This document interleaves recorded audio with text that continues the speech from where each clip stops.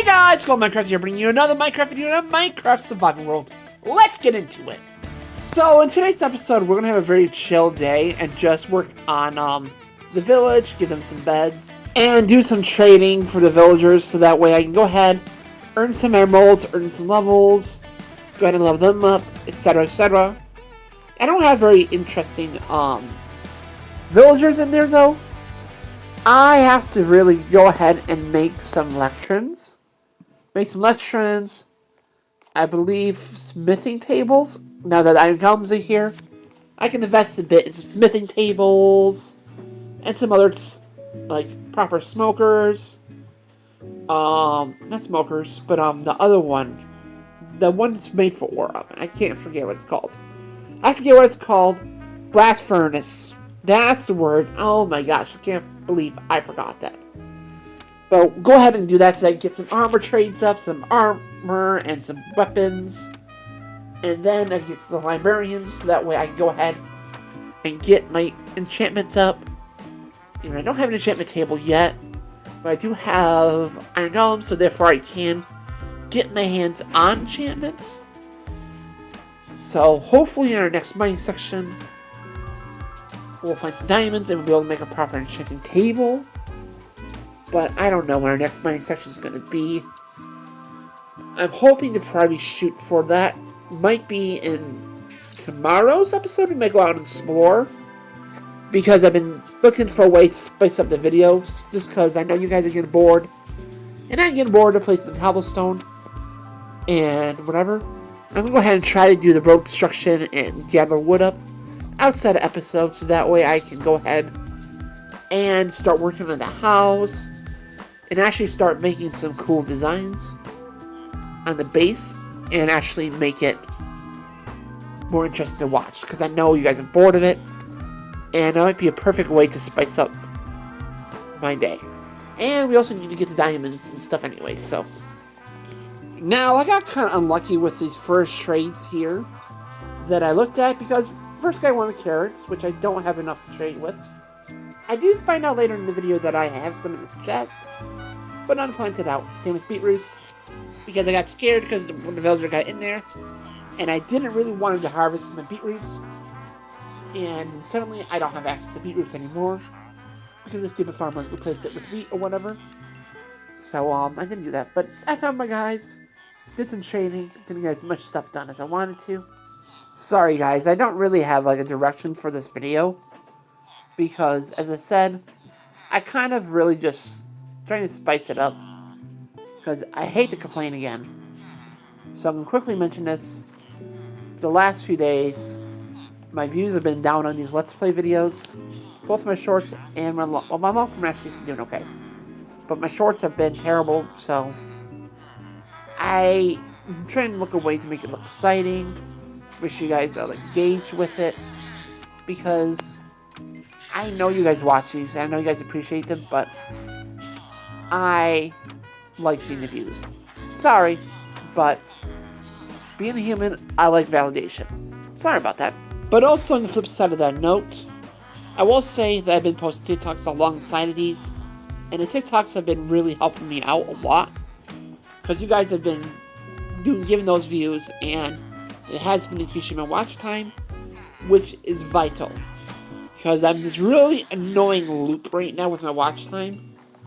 Where, as I said, I've been at about 3,000 for a while. And for the longest time there, I was going up. I was going pretty high there, right? And I got to like 920-ish, right? And then it dropped down to 9. Dropped a little below 9, then went back to 9. Dropped below. And it's just this never-ending cycle of like constantly getting stuck between 900. Just barely 900 and just over 900, and it's annoying. Because all I want to do is hit that 3,000 watch hours, because that will give me the ultimate dose of validation. I'm sorry that I have to, acknowledge that, but the fact of the matter is that I do want that for myself. I do want that validation. Sounds ridiculous, but I do. I don't mean that to be selfish or self-righteous or anything like that. I just want it. And that's mostly because it's every kid's dream. You know, everybody thinks about this, at least in a modern day and age. Everybody's biggest dream is to become famous on the internet, right? And for me to get monetized, even slightly on YouTube land, would be a dream coming true. And I would absolutely love it. Now, I'm going to go ahead and get off of this topic before it starts getting cringy. So I have a really fun story to tell you guys because, as y'all know, I love seeds. I love plants. I love growing pretty much anything. And I was moving my worm castings, which is like fertilizer, to a different jar. And lo and behold, there was some mystery seeds that sprouted in there. I didn't plant them in there, but there's mystery seeds sprouting. There were kind of white stems, purple leaves, some of them green. And I was like, whoa, that's cool. Because I love it when that happens. Another thing was happening too, because my calla lilies were waking up from the deep winter sleep. And I was replanting them, and in the seed starting mix, which I don't know how they got in there. Well, I do, because I dumped extra pots that I had of different pots that were dead, I thought, or like, you know, didn't make it, whatever. And lo and behold, there was a bunch of seedlings in the bottom of that as well. So of course I repotted them, and now they're growing into mystery plants, which is super exciting. Because I love a good mystery plant. Even if it's a weed, I still like to grow it, because I'd like to grow one of everything in my yard. Even if it's a weed, or whatever it is. Just if it's a weed like a dandelion, or something like that, I just make sure it doesn't bloom. Or if it does bloom, I go ahead and chop off the flowers, or the seed pod, or whatever, if I want to collect seeds from it. If not, I chop up the flowers to make sure that it doesn't actually spread and become super invasive. Because I'm a strong believer in preserving the biodiversity of my yard, but you also got to balance that with spreading invasive plants. Even native plants, if there are certain kind of weedy plants that grow really easy and have a ton of seeds, then lo and behold, you have a weed of chamomile. Chamomile. Because chamomile is a perfect example. So it's a flower, it's a daisy, right? And everybody loves it because it smells good, makes great tea, it's wonderful. But if you don't collect all the seed heads, then lo and behold, it will grow and grow and grow and reseed itself everywhere in the garden. It's one of those plants that you plant and you'll never get rid of. Just because how many seeds it can drop. Because if you think about it, even though they're tiny heads, each seed head has hundreds of seeds on it. So if you get a bush with hundreds of seed pods on it that you forgot to harvest or you didn't get to, whatever, and lo and behold, those spread and turn into thousands of plants, then you become a weed of chamomile. Which is not a bad thing to have, in my opinion. But it's also, you know, you kind of grow flowers, and all you see is this one plant that wants to take over everything. It's just like, it's no fun. Funny story about that. So, I collected one of these, like, weed varieties, right? One of these weedy varieties of dandelions. It was kind of interesting, because I had, like, the tough leaves are kind of spiky. And I did not listen and follow to my own advice, given it was a few years ago. So I didn't know much, and I just wanted to grow everything at that point. And lo and behold, it dropped seeds, and it started popping up in my yard everywhere. And this thing was spiky as heck. So I introduced this spiky weed into my yard, and I just like beat myself up about it. Oh, I was like, yay. Why did I do this?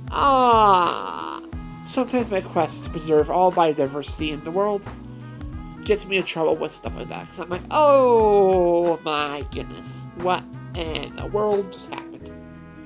Or sometimes, like, last year, I had this massive thistle bush that grew in my yard. Oh no, it was like, I think for the first year. Yeah, it was like the first year that I moved into this house or something like that. So this was a couple years ago. And I grew this big ass thistle, right? This big old bull thistle. Which I thought was native. And I was like, oh cool, I'll grow it and let it bee for the bees, thinking I was helping the environment. Lo and behold, two things. First, my mom hated it because I looked at the, well, it was a giant weed. So she hated it. I liked it. I didn't mind growing it. It was kind of neat. But lo and behold, the entire time thinking, oh, it's native. It's fine. I see it growing all the time. Nope, nope, nope. Both of those are actually invasive. And I was like, oh, no. So, of course, I had to chop it down. And at this point, I was already starting to go to seed because I was not concerned about it because I thought it was native, and it was not. It's gone, and it killed it, but it was like, oh, yeah. I cannot believe that I did that. That was like, oh, why did I do that? That was not very smart of me at the moment, but it was a choice, so.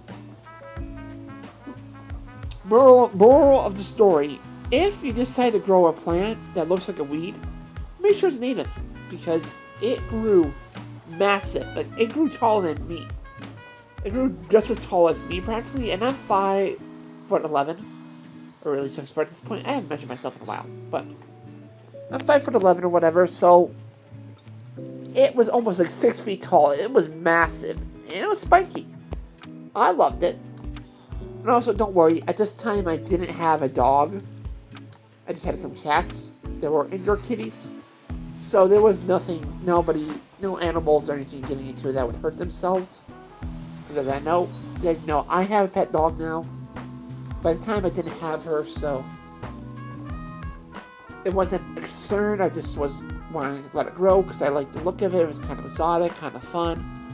But lo and behold, it was invasive. So do your research before you grow any plant, because many plants are seemingly native because they're naturalized in the area, or they're just been invasive for so long that they substitute themselves around.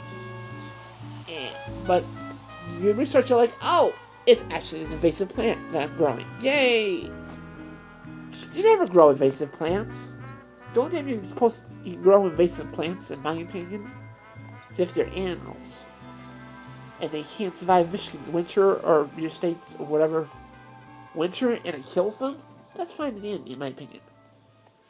But don't sit there and plant an invasive plant that either can subseed itself around or survive your winter, because that's just no fun. If you want to grow that, treat it as a house plant that goes outside. Don't treat it as an outdoors plant, because all you do is ruin the environment. Alright, now that I've done my TED Talk on invasive plants, I want to talk about something else that I found quite interesting. So I was looking for a purple broccoli, and I could not find any cheap purple broccoli. All the purple broccolis were like $8, $12 a piece. And for the big heads. Now the sprouting purple broccoli, I can order that for like $5 Roos. $4, $3, it's fine, dandy. And that's acceptable. But freaking $12 for 25 seeds? That's ridiculous. Like, that is an insane amount of money for some purple broccoli. Considering you buy 4 different colors of cauliflower. One to be purple, one to be orange, white, and green for $5. All together. But no, purple broccoli head, that's big. You had to pay $12 for that. Which was ridiculous. I was like, why? No. Like, I want to grow that, but that's just painful to spend that much money on a little pack of seeds. If I did, I definitely will go ahead and let one molt, which if you don't know what that is, it means they flower. Because broccolis are a flower, so if you let them open up, they don't taste that good, but they can produce seeds, which I would definitely be doing, because I would not be paying $12 every year for a packet of purple broccoli seeds. No way, Jose. That's just a waste of money, in my opinion. Like, will I enjoy it? Yes. Are they cool? Yes. But my cheapsteak ass self will be like, no, sorry, we will not be buying that. When you're like me and you really just want to grow the world, it's really interesting looking at all the different seed prices. First of all, you have to look at what is available to you. Second of all, you have to look at timing-wise, if they're available for purchase. And thirdly, the price can be insane. Because some seeds you can get real cheap, but other ones are so expensive for seemingly no reason. Like ginger online, if you buy ginger for planting purposes, they will charge you like $10 for a single root. Then you go to the grocery store and literally break off a piece no bigger than a baby carrot and grow that into a big old head of ginger. So tell me why that head of ginger is costing me $10 when that one has to only cost me cents, a few cents, like 50 cents. Like, it's crazy. I love the gardening world, but sometimes it can feel like such a dang scam. Like, some people will just sell avocado pits for like freaking, oh, I'll give you 3 avocado pits for like $5. And you go, oh, that's not too bad. You're thinking, oh, that's not too bad. You just realize that Walmart's selling avocados for 50 cents right now. 50 cents they're selling them for. You know what I can do with that 50 cents? I can buy a whole avocado, eat it, and grow the seed. That is not crazy. Like, that's insane to me. Like, you can make such a big profit in the gardening world by simply upcharging up the wazoo for things that shouldn't cost that much money. Even a succulent, like, okay, something like, I don't know, I'm trying to think of something fast. It's like microgreens, for example. You can buy a giant bag of seeds for like $10, $20 maybe, depending how big you're getting. And you take, maybe a third of a cup full and sprinkle it in a large tray, and you can sell that large tray of microgreens for easily $20. Especially if you divide it up into like 4 pieces and sell 5 pieces at a time. And you can, for $5 each, you can make $20 off of that third cup. And that bag of seed will get you through like at least 20 different trays, depending how big you want to get. And you can make so much money off of such a little bit of money. Or, if you're smart like me and you actually garden and you know how to garden, or even you have access to dirt, microgreens are so dang easy. You're doing is sprouting the seeds. You're not even caring for them or letting them grow up and waiting for them to harvest. No, you're just growing them up, then chopping them up and eating them. Like, it's so easy to grow microgreens. And it's absolutely wild to me to think about this. Oh, yeah, I do want to take a quick second to mention about this chicken. They were interesting because somehow there was like 20 different chickens all stuck in this corner in my Minecraft world, right? And I literally had to break this corner of my chicken pen to go ahead and get them all out. Then I had to fight with them to try to get it blocked off so I can repair the hole that I just made without all the chickens going into it. Because, Minecraft animals absolutely want to do the worst things they could possibly do and jump all in the same hole. Then get stuck and it's just like, Also, that was weird if the wall texture which is out there. It looked almost like quartz, like very smooth block, but it was wool, so that was fairly interesting as well. Sorry to kind of switch from a real life topic and then back to Minecraft like that suddenly, but I wanted to quickly mention that because kind of an interesting thing. Like, it's amazing how Minecraft can literally have a glitch where 100 million chickens or whatever animal has to be stuck in this one block spot. It's actually called mob cramming. Entity cramming. It's a real farming tactic. It's essentially you just fill up the square until it actually kills all the animals, and it's a way to automatically farm them. But it's just interesting because when you get stuck like that, then you free them and they explode into 20 different chickens. It's like, whoa, that's impressive. Craziness to me. But hey, it's what happens when you're the Minecraft's smallest mob. You can do things that are quite magical. Am I right? Or am I wrong? But anyways, it is reaching towards the end of the video, so if you're still here, I love you and appreciate you so very much. Make sure you tell me your favorite, absolute favorite, Lay's chip flavor down in the comment section if you're hearing me right now. And thank you so much for watching my videos and for all the love and support. you guys have been giving me. I know I've complained a lot about that recently, but I really do love you guys and appreciate y'all. And make sure you subscribe for even more awesome videos. Make sure you leave a like so I know you like these videos. Make sure you share this with your friends, family, and everybody else in between. Make sure you leave me a comment, tell me all about your day, your favorite chip flavor, ice cream, or whatever you want. And make sure you hit the bell to be notified of Brent's making new videos almost daily. Might skip a couple days here and there, but they should be almost daily. So again, make sure you subscribe, like, comment, share, and hit that bell. And above all else, make sure you have an awesome, amazing golden day. And bye-bye. Bye-bye-bye. Bye-bye.